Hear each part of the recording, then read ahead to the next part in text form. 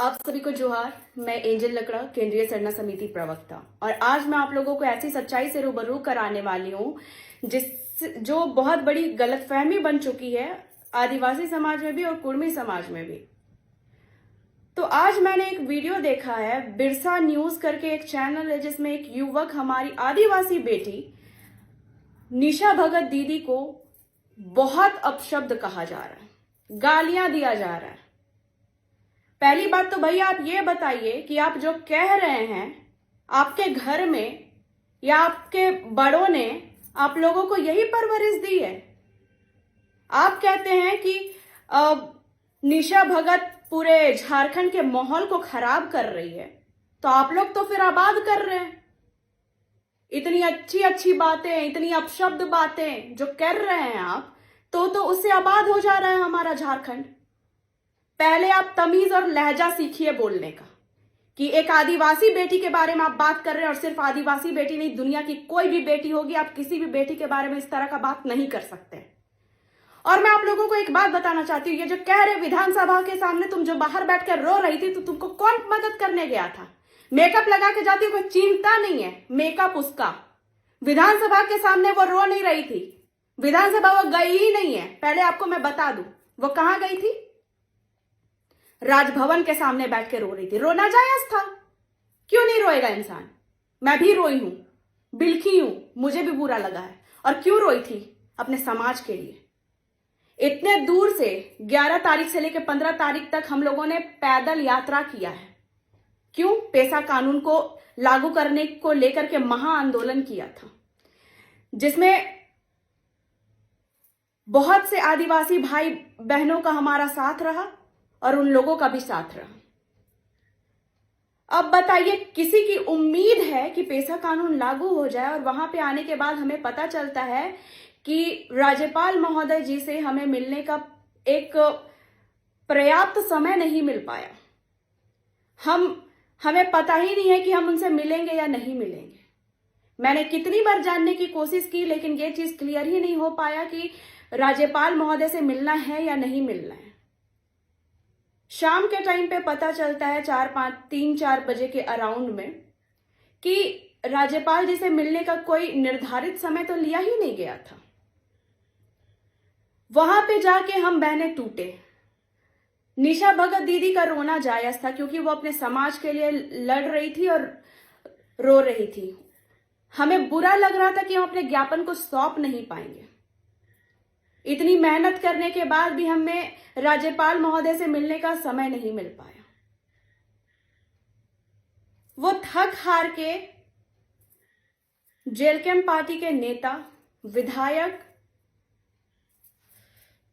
जयराम महतो जी को कॉल लगाती हैं और कहती हैं कि भाई, मैं यहां पे राजभवन के सामने बैठी हूं, पैदल यात्रा करके आ रही हूं। यहाँ पे राज्यपाल महोदय जी से हमें मिलने का समय नहीं मिल पा रहा है। महोदय जी के पास हमारे पास समय नहीं है, हमारे से मिलने के लिए समय नहीं है। ठीक है, तो ठीक है दीदी, कहाँ पे हैं आप? निशा दीदी ने बोला राजभवन के सामने बैठी हूँ। उन्होंने बोला कि ठीक है, मैं कॉल करता हूँ। उन्होंने बोला मैं कॉल करता हूँ, उन्होंने कॉल बैक किया नहीं। और मैं आप लोगों को बता देती हूँ कि वो उस टाइम ऑलरेडी राजभवन में ही मौजूद थे। वो चाहते तो वो हमारे बारे में वहां पे बात करके लाइन अप कर सकते थे, लेकिन उन्होंने लाइन अप नहीं किया। उन्होंने लाइन अप नहीं किया, और ये बात हो रही है मुझे लगता है 7 से 8 बजे के बीच में, और ये लाइव भी चल रहा था। और मैं आप सभी जनता को बताना चाहती हूं कि मैं ऑलरेडी 5 बजे मदन मोहन कुलकर्णी सर से समय ले चुकी थी, दूसरे दिन का 10 बजे का। वो हमें समय नहीं दे रहे थे, क्योंकि राज्यपाल महोदय उस टाइम बिजी थे। तो उन्होंने बोला कि 10-15 दिन के बाद समय मिल पाएगा, या 21 या 22 को समय दे पाएंगे। तो हमने उनसे रिक्वेस्ट करी कि सर, हम लोग महिलाएं हैं और हम पैदल यात्रा करके आ रहे हैं, पैदल आंदोलन करके आ रहे हैं, और हमारे लिए बिल्कुल भी पॉसिबल नहीं है, आप इस चीज को समझिए। उन्होंने समझा और उन्होंने दूसरे दिन ही 10 बजे का समय दिया हमें। ठीक है, ये सब पता होने के बावजूद भी वहां पे मैं ये देख रही थी कि लोग क्या करते हैं। बाद में जब देवेंद्र महतो जी आते हैं वहां पे, उन्होंने कॉल लगाया 8:30 बजे के करीब।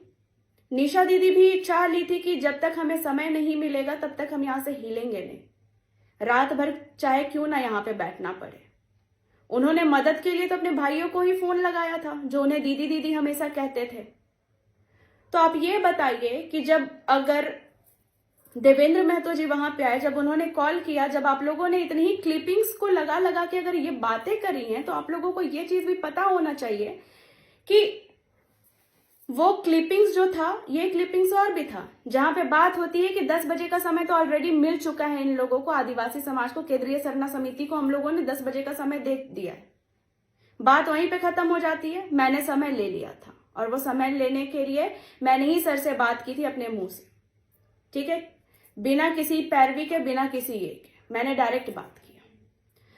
अब यहाँ पे बाकी लोगों का कहना है कि जयराम महतो जी ने मदद किया है, तो जयराम भाई ने हमारी कोई मदद नहीं की थी, क्योंकि वो कुर्मी समाज कभी चाहता ही नहीं है कि पेशा कानून लागू हो। और बिरसा न्यूज वाले भैया, आपसे नम्र निवेदन है कि आप अपने शब्दों पर विराम लगाएं, नहीं तो कानून आपको कभी छोड़ेगा नहीं, ठीक है। संवैधानिक तौर पर अगर आप लड़ रहे हैं तो संवैधानिक तौर पर ही लड़िए। आप किसी भी बेटी के बारे में अपशब्द नहीं कह सकते हैं। जोहार।